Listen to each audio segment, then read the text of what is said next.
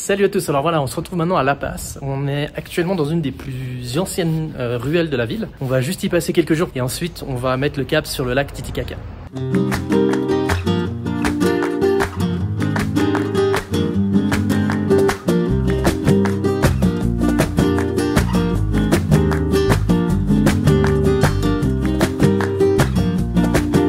Donc La Paz, on va y rester que quelques jours comme je disais.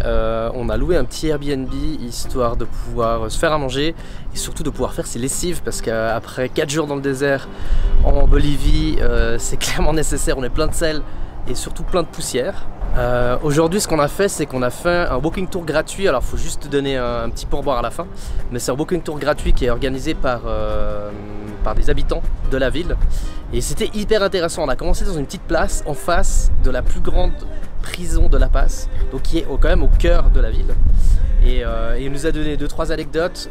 En fait il y a plein de vidéos internet, enfin il y a plein de vidéos YouTube là-dessus, mais en gros c'est une prison qui est autogérée. Donc il n'y a pas de garde à l'intérieur de la prison, il y a uniquement des gardes à l'extérieur pour que forcément les gens ne puissent pas sortir. Mais ce qui est hyper intéressant, c'est qu'en fait il faut tout payer là-dedans. Il faut payer sa cellule, il faut payer sa nourriture, donc en fait il faut travailler, ce qui veut dire qu'il y a des business qui se sont installés à l'intérieur et il y a même les familles qui vivent avec les détenus. C'est complètement incroyable de voir ça en plein centre-ville de La Paz. Ensuite on allait faire un petit tour au fameux marché des sorcières, et là en fait c'est un marché qui est spécialisé pour tout ce qui est offrande, parce que les Boliviens sont quand même très croyants en la Pachamama notamment, et du coup ils viennent là-bas pour pouvoir acheter leurs offrandes, les herbes, il y a même des fœtus de lama, il y a plein de choses comme ça hyper spécifiques pour pouvoir faire des offrandes à la terre mère, à la terre nourricière. Un truc que je vous conseille à La Paz en tout cas, c'est de prendre des télécabines. Les télécabines, il y a au moins une dizaine de cabines qui traversent toute la ville et c'est un des meilleurs moyens pour pouvoir apprécier la ville depuis en haut. En plus c'est hyper safe pour voyager de gauche à droite, donc ça va vraiment de El Alto, qui est la ville où il y a l'aéroport qui est à 4000 mètres d'altitude, jusqu'au sud de La Paz, qui est environ à 3100 mètres, 3200 mètres, un truc comme ça.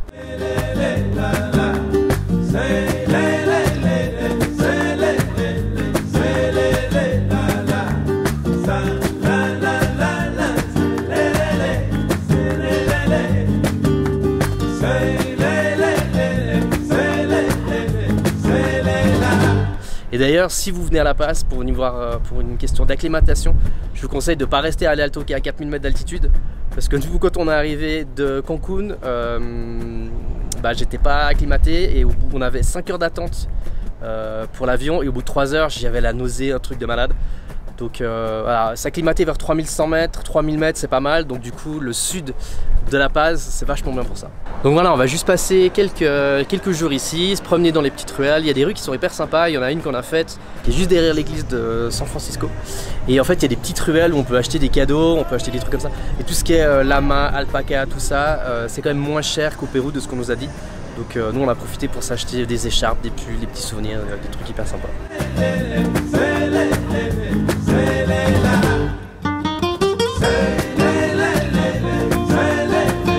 Donc voilà, après avoir passé quelques jours à La Paz, on a mis le cap sur Copacabana. Copacabana en Bolivie, hein, on va pas confondre avec le Brésil forcément. Et c'est à 3h30 de route.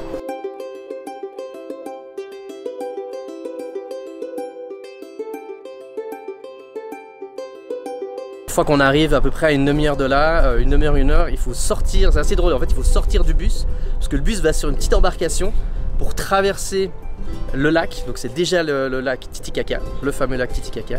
Et donc en fait nous on prend une petite barque, le bus prend une autre petite barque, et puis on se rejoint, je sais pas, 10-20 minutes plus tard de l'autre côté. Et ensuite on arrive gentiment vraiment au bord du lac Titicaca, à Copacabana.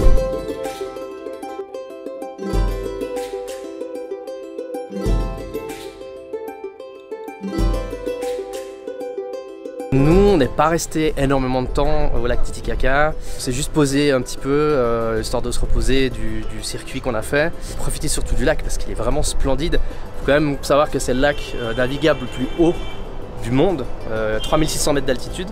Et on est allé visiter l'Isla del Sol qui est juste en face.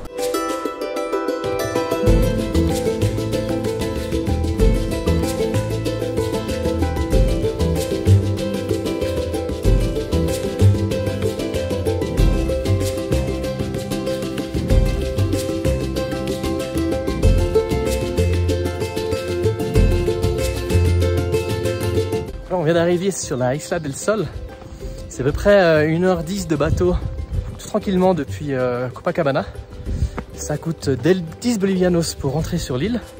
Et on a à peu près 1 heure de trek devant nous, dans la partie sud de l'île. Apparemment la partie sud de l'île, forcément c'est la plus proche. C'est là où il y a le plus de tourisme. Et en fait il y a des tensions entre le nord de l'île et le sud de l'île, parce que c'est pas les mêmes tribus qui se partagent l'île.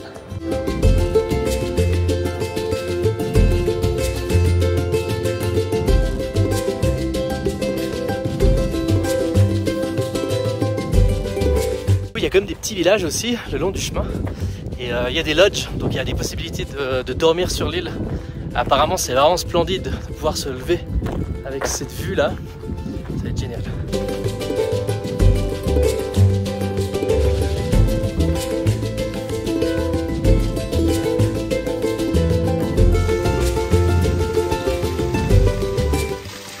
Le guide nous a dit que l'eau à droite elle est potable, celle du milieu il n'est pas sûr, et celle de gauche en fait il n'y a rien qui coule parce que c'est justement dû au problème qu'ils ont sur l'île, et visiblement les personnes de la partie nord ont coupé l'arrivée d'eau, donc ils ont maté le robinet.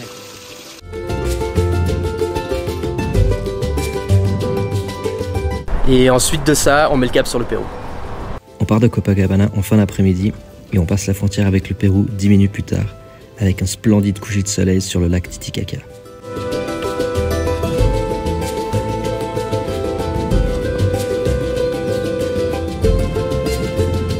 Depuis là, on prend un bus de nuit qui nous emmènera à Cusco en une douzaine d'heures.